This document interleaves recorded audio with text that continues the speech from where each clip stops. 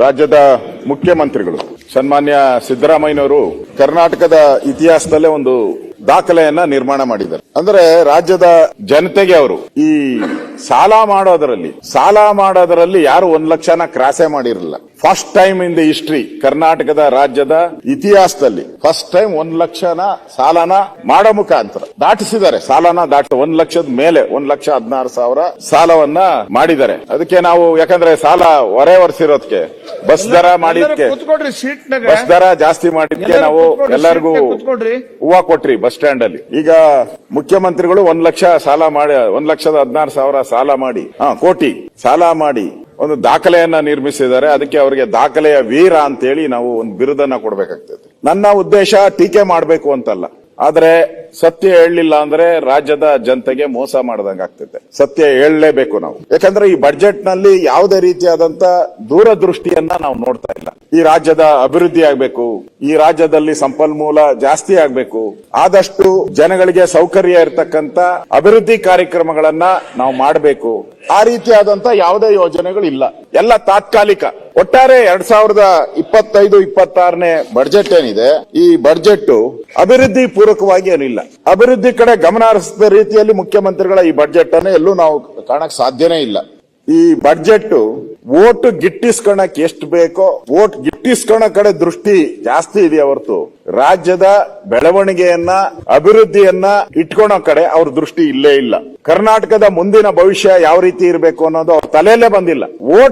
ವೋಟ್ಗೋಸ್ಕರ ಮಾಡಿರುವಂತ ಬಜೆಟ್ ಇದು. ಇದರಲ್ಲಿ ಬೇರೆ ಏನು ಕಾಣಲ್ಲ. ಇನ್ನೊಂದು, ಈ ಸರ್ಕಾರ ಸಾಲದ ಸುಳಿಯಲ್ಲಿ ಈ ಸರ್ಕಾರ ನಮ್ಮನ್ನ ನೂಕಿದ್ದಾರೆ. ಉದ್ಯೋಗ ಸೃಷ್ಟಿ ಮಾಡೋದ್ರಲ್ಲಿ ಎಲ್ಲೂ ಅವ್ರ ಬಜೆಟ್ ಅಲ್ಲಿ ಉದ್ಯೋಗ ಸೃಷ್ಟಿಗೆ ಯಾವುದೇ ರೀತಿಯಾದಂತ ಒತ್ತು ಕೊಟ್ಟಿರುವಂತ ಒಂದೇ ಒಂದು ಲೈನು ಇಲ್ಲ. ಅವರು ಆ ಬಜೆಟ್ ಅಲ್ಲಿ ಒಂದು ಲೈನು ಇಲ್ಲ.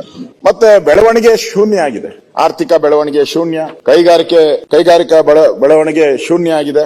ಅಂದ್ರೆ ದೀರ್ಘಾವಧಿಯಲ್ಲಿ ನಾವು ಈ ರಾಜ್ಯನ ಅಭಿವೃದ್ಧಿ ಮಾಡಬೇಕು ಅಂತ ಯೋಚನೆಯನ್ನ ಮಾಡಬೇಕಾಗಿತ್ತು. ಅವರು ನೀರಾವರಿ ಯೋಜನೆಗಳಿಗೆ ಹಣ ಕೊಟ್ಟಿದ್ರೆ ಸಂಪನ್ಮೂಲ ಅದು ರೈತರಿಗೆ ಹೋಗ್ತಾ ಇತ್ತು, ರೈತರಿಂದ ಬೆಳೆ ಬರ್ತಾ ಇತ್ತು, ರಾಜ್ಯದ ಆದಾಯ ಜಾಸ್ತಿ ಆಗ್ತಾ ಇತ್ತು. ಕೈಗಾರಿಕೆಗಳು ಬಂದಿದ್ರೆ ಉದ್ಯೋಗ ಸೃಷ್ಟಿ ಆಗ್ತಾ ಇತ್ತು, ಅದರಿಂದ ನಮ್ಮ ಟ್ಯಾಕ್ಸ್ ಕಲೆಕ್ಷನ್ ಜಾಸ್ತಿ ಆಗ್ತಾ ಇತ್ತು. ಇದರ ಕಡೆ ಗಮನ ಹರಿಸಿದಂಗೆ ಎಲ್ಲೂ ನಾನು ಕಾಣ್ತಾ ಇಲ್ಲ. ಇಲ್ಲಿ ನನಗನ್ಸೋ ಪ್ರಕಾರ ನಮ್ಮ ಮುಖ್ಯಮಂತ್ರಿ ಸಿದ್ದರಾಮಯ್ಯನವರು ಒಂದು ಕವನ ಬರೆದಿದ್ದಾರೆ. ಆ ಕವನ ಏನು ಅಂತ ಹೇಳಿದ್ರೆ, ಆ ಗಂಟಲು ಒಣಗಿದೆ ತಗೋ ಬಂಗಾರದ ಸರಪಳಿ, ಬದಲಾಗಿ ಒಂದು ಗುಟ್ಕು ನೀರು ಕೊಡು ವಿಲ್ಸನ್ ಕಟೀಲ್ ಅಂತ ಹೇಳಿಬಿಟ್ಟು ಅವರು ಹೇಳಿದ್ದಾರೆ.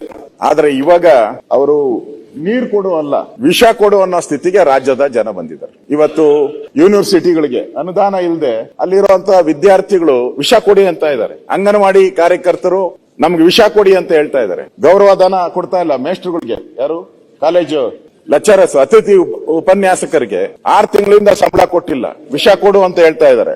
11,000 ಅಷ್ಟೇ. ಇನ್ನ ಒಬ್ರು MLA ಯಾರು ದಾವಣಗೆರೆನಾ ನನ್ಗೆ ಗೊತ್ತಿಲ್ಲ, ದಾವಣಗೆರೆ MLAನ ಚನ್ನಗಿರಿ ಇರ್ಬೇಕು, ಅವರು ನೀ ಅಭಿವೃದ್ಧಿಗೆ ಹಣ ಕೊಟ್ಲಿಲ್ಲ ಅಂದ್ರೆ ನನಗೆ ವಿಷ ಕೊಟ್ಬಿಡು ಅಂತ ಅವರು ಪೇಪರ್ ಅಲ್ಲಿ ಕೊಟ್ಟಿದ್ದಾರೆ. ನಮ್ಮ ರಾಜ್ಯಕ್ಕಾಗಿ ಇನ್ನು ಮುಂದೆ ಹೋಗಿ ನದಿಗೆ ಹಾರ್ಬಿಡ್ತೀನಿ ಅಂತ ಹೇಳಿದ್ದಾರೆ. ವಿಧಾನಸೌಧಕ್ಕೆ ಹೋಗಿ ನೇತು ಹಾಕೊಬೇಕಾ ಅಂತ ಹೇಳಿದ್ದಾರೆ. ಅವ್ರು ನೋಡಿದ್ರೆ ಕವನ ಬರೆದಿದ್ದಾರೆ, ಒಂದು ತೊಟ್ಟು ನೀರು, ಒಂದು ಬೊಗಸೆ ನೀರು, ವಿಷ. ಇಲ್ಲಿ ಯಾರು ಇಲ್ಲ. ಒಬ್ಬ ವಿರೋಧ ಪಕ್ಷದ ನಾಯಕರು ಮಾತಾಡ್ತಾ ಇದ್ದಾರೆ, ಮುಖ್ಯಮಂತ್ರಿಗಳಿರ್ಬೇಕಾಗ್ತದೆ ಹಣಕಾಸು, ಅವರು ನಿರ್ವಹಣೆ ಯಾರು ನೋಡೋದು?